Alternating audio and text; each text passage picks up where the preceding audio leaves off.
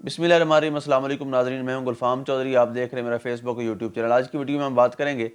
کہ long march کی تیاری کہاں تک پہنچی ہے۔ اس کے بعد ہم بات کریں گے کہ لوگوں کا جلسوں میں کیا رسپانس آ رہا ہے، D G I S P R نے کیا بیان دیا اور عمران ریاض خان کے حوالے سے کیا پیش رفت ہوئی ہے۔ سب سے پہلے ہم بات کریں گے عمران خان صاحب کے لانگ مارچ کے حوالے سے۔ تو لانگ مارچ کی تیاریاں آخری مراحل میں ہیں،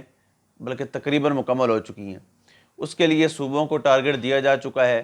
کون سا صوبہ کتنے لوگ لائے گا، ان کے ذمہ کیا ٹارگٹ ہے وہ ان کو بتا دیا گیا ہے، اور وہ اس کو لانے کے اپنی پی ٹی آئی کی قیادت کی طرف سے، چیئرمین صاحب کی طرف سے پابند ہوں گے اور وہ افرادی قوت وہاں پر لائیں گے اسلام آباد میں۔ تو اس کے لیے 5 لاکھ پنجاب سے، اسی طرح پختونخوا سے، اسی طرح سندھ سے، بلوچستان سے، ہر ایک کو الگ الگ ٹارگٹ دیے گئے، اور باقی مقامی لوگ وہاں کے جو تنظیمیں ہیں ان کو بھی ان کا ٹارگٹ بتا دیا گیا ہے۔ تو اس کے نتیجے میں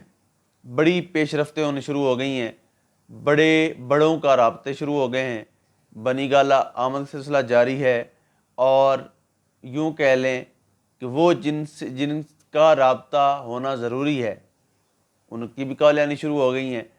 اور ان کا کہنا ہے کہ آپ ہمیں کچھ ٹائم دے دیں، اس حکومت کو چلنے دیں، لیکن عمران خان صاحب ماننے کے لیے تیار نہیں ہیں۔ اس کے بعد اگر ہم دیکھیں آج کے جلسے میں جو ایبٹ آباد میں ہو رہا تھا، اس میں عمران خان صاحب نے دوران تقریر ایک بات کی کہ میں ایک ایسا وزیر اعظم تھا جو تمام ملکوں سے دوستی چاہتا تھا، لیکن کسی ملک کی غلامی قبول نہیں کرتا تھا۔ میں نے امریکنز کی غلامی قبول نہیں کی، بلکہ انہیں اڈے دینے سے بھی انکار کیا، اور ان کی جنگ کو لڑنے سے بھی انکار کیا کہ ہر کوئی اپنی جنگ خود لڑے۔ پاکستان اس پوزیشن میں نہیں ہے کہ ہم اپنی فوج یا اپنی عوام کسی دوسرے ملک کے لیے شہید کرواتے جائیں یا قربانیاں دیتے جائیں، تو ہم اس پوزیشن میں نہیں ہیں۔ تو جلسے میں سے کچھ احباب نے آواز دی کہ اسی وجہ سے بھی آپ سے محبت ہے۔ تو آپ دیکھیں کہ عوام کس ایجنڈے کے تحت ساتھ کھڑی ہے، کس نیریٹو کے ساتھ کھڑی ہے، کس نعرے کے ساتھ کھڑی ہے۔ جسٹ ون پوائنٹ ایجنڈا، جو اس قوم کو بتایا گیا کہ آپ کو حقیقی آزادی کی ضرورت ہے، حقیقی آزادی کی تحریک چلانے کی ضرورت ہے، اور یہ لوگ سادہ لوگ، عوام اور پاکستانی نیشن، پوری قوم اس وقت حقیقی آزادی کی جنگ سمجھ کر اس کو لڑ رہی ہے، اور اپنی جیب سے خرچہ کر کے، اپنے وقت جو ہے وہ نکال کے، اپنے پیسے لگا کے جلسوں کو کامیاب کروا رہی ہے۔ ایک طرف حکومتی مشینری ہے جن کے جلسے کی حالت ہم نے دیکھ لی کہ وہ ایک جلسہ ہوا، اس میں مقامی جو ذرائع تھے ان کے مطابق 1500-2000 افراد تھے، تو وہاں وہ جلسہ فلاپ ہونے کے بعد بریکیں لگ گئی ہیں۔ اگلے جلسے کا کیا بنے گا وہ ابھی تک ان کا آپس میں جو غم و غصہ ہے پارٹی کے اندر وہی چل رہا ہے، ابھی تک وہ فیصلہ نہیں ہو سکا۔ D G I S P R کی طرف سے ایک بیان دیا گیا کہ جی کچھ صحافی، کچھ سیاسی لوگ اسٹیبلشمنٹ کو سیاست میں گھسیٹ رہے ہیں۔ تو اس میں کوئی نئی بات تو نہیں ہے، یہ تو ایک ریئلٹی ہے۔ سیاست میں وہ نہیں گھسیٹ رہے، بلکہ سیاست میں آپ نے خود انوالومنٹ کی ہے، کیونکہ ایک الیکٹڈ وزیر اعظم کو گھر بھیجنا اور بیرونی سازش کے تحت، ایجنڈے کے تحت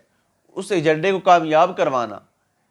سب کو پتا تھا کہ انویسٹمنٹ ہوئی ہے، سب کو پتا تھا کہ امریکہ کیا چاہتا ہے، سب کو پتا تھا کہ بیرونی آقا کیا چاہتے ہیں، ان کی مرضی کیا ہے،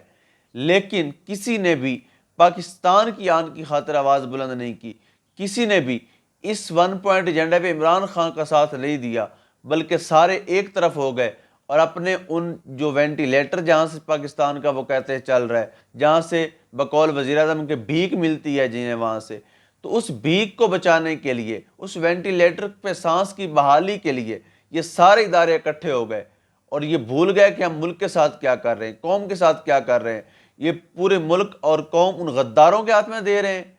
ان مکاروں کے ہاتھ میں دے رہے ہیں جنہوں نے پچھلے 40 سال اس ملک کا قومی خزانہ برباد کیا، اس ملک کے تعلیمی ادارے برباد کیے، اس ملک کے ہاسپٹل برباد کیے، اور پوری اپنے 40 سال کی سیاست میں، حکومت میں، اقتدار میں ایک ہاسپٹل بھی ایسا نہیں بنا سکے جس میں خود اپنا علاج کروا سکیں۔ تو ایسے لوگوں کو دوبارہ اقتدار سونپا گیا،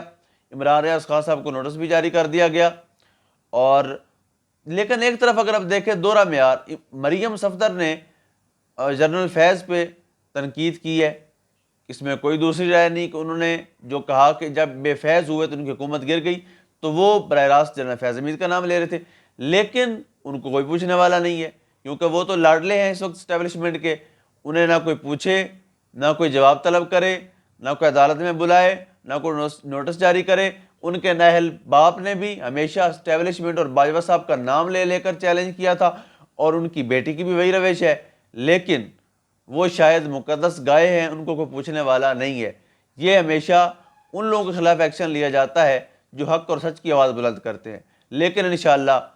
اب یہ قوم اپنی حقیقی آزادی کی جنگ لڑ رہی ہے، اور انشاءاللہ امریکیوں سمیت باقی جتنے بھی بیرونی آقا اس ملک پر مسلط ہونا چاہتے ہیں ان سے آزادی لے کر ہی دم لیں گے۔ اسی کے ساتھ اپنے میزبان کو دیجیے اجازت،